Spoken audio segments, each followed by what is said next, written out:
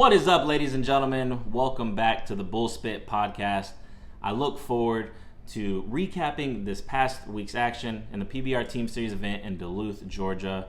Of course, we'll touch on each team's failures and successes over this weekend, but we're going to talk top 3 team performances from the weekend, top 3 rider performances from the weekend, and top 3 bull performances from this weekend. Cannot forget about our bovine athletes. Of course, we'll give everybody a grade and look forward to next week's Florida Days with the Florida Freedom hosting, and we'll see if they can get back to their winning ways. We'll touch on more of that here in a bit. But, of course, always follow Bullspit Pod on TikTok and Bullspit Podcast on YouTube. I look forward to getting into this. Let's get to it. In our top 3 team performances, at number 3, we're going with the Big 3 from the Austin Gamblers. They show up on Friday night and go 260 3/4. They start with Dalton Castle, 88 3/4. Kaique Pacheco goes 83 3/4. And Jose Vitor Leme closes things out with 88 1/4. They got to have more of this from this team if they want to compete with the best. Kind of a surprise team from last week. Expansion team, the Oklahoma Wildcatters and JB Mooney kept it rolling on Saturday night with 334 3/4. Started with Eduardo Matos, Court McFadden, Clay Guyton. They get their points, and Josh Frost gets his first ride as a Wildcatter this season. Look forward to more of that from them and continue that success. I know JB Mooney is proud. And our number 1 team performance from this weekend in Duluth, Georgia goes to Arizona Ridge Riders.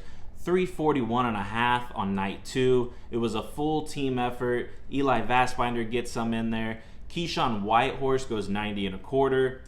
They bounce back win on Saturday after their loss to the Carolina Cowboys on Friday. All right, we talked about the teams. Now let's get to the rider performances from this past weekend, the engines that make them go. At number 3, we're going with Sage Kimzey. He goes 90 on Punchy Pete to close out another perfect weekend for the Carolina Cowboys. He is right in the MVP race. I look forward to what's to come from him the rest of this season. At number 2, no other than who else? Casio Diaz. He conquers riding salty to go 90 against the Freedom on Saturday night. He is atop the MVP standings after 2 weeks. What is new with this guy? And our number 1 rider performance from this past weekend goes to Keyshawn Whitehorse. He has been the workhorse for the Bridge Riders this season. He throws back the firewater for 91 1/4. He keeps his great season going. More to come from him and the Ridge Riders. Now jump into our bovine athletes. Tulsa Time goes number 3.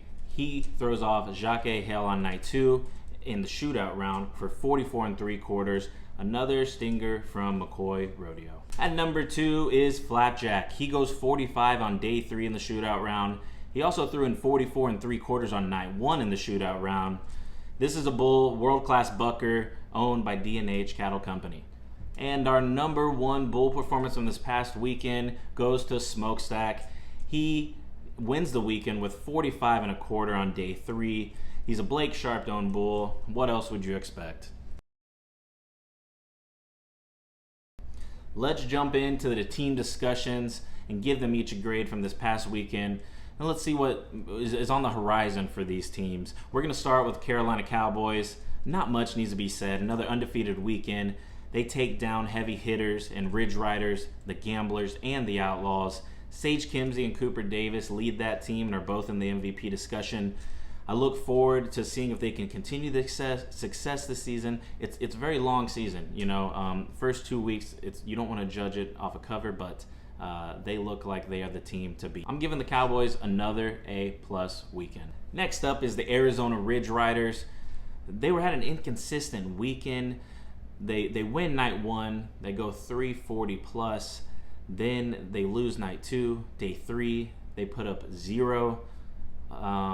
They have the guys there, maybe not the most consistent guys, but they have the guys to put up big points and to win these battles against a team like Carolina or the Gamblers or the Outlaws. But a little bit inconsistent right now. Based off their 1 2 weekend, I'm going to give them a B-. Next up, we have the Austin Gamblers. They show up on night one. Their big three come through for them and get their first win of the season against the New York Mavericks. They come back on night two. They can't put up enough. Jose Vitor Leme does his thing, but they got to have more from the other guys. Ramon de Lima, Ezekiel Mitchell, Trevor Kastner getting his shot. We got to have Lucas Davino putting in some rides. Can't count on just Dalton Castle and Jose Vitor Leme, and Kai Pacheco needs to get back to some of his older ways. Had a great UTB season.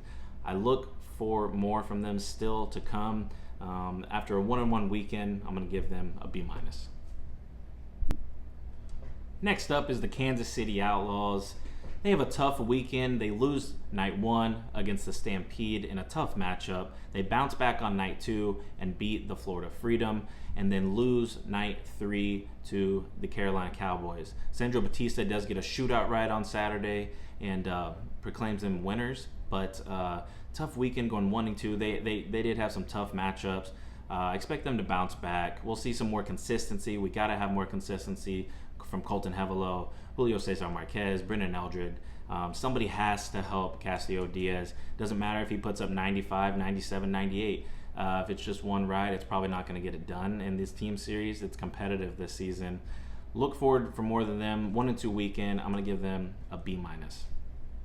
The Missouri Thunder get a big win on Sunday versus, I think I called that in my preview show, right? Give Missouri the edge on this one, see if they can pull that out for kind of a little upset there on Sunday. A little bit of an upset. They take down the Arizona Ridge Riders on Sunday. They do lose another and to the Oklahoma Wildcatters, who showed out on that day. But 1-1 weekend from them. Pleasant surprise in beating those Ridge Riders, who had been one of the top teams this season. I'm going to give them a B-. The Texas Rattlers, I don't know what to do with these guys. If I give them the credit, they won't show up. If I don't give them the credit, they won't show up. So I'm just going to say they're an average team. Let's see what happens next weekend. They put up an over on Sunday. They do get the win on night one versus the Freedom, which was a pleasant surprise, but it didn't build the momentum that they were hoping. 1-2 weekend for them. They got to get back to the drawing board. Look at those matchups. I know Cody Lambert will have them ready. And after a 1-2 weekend, I'm going to give them a C-.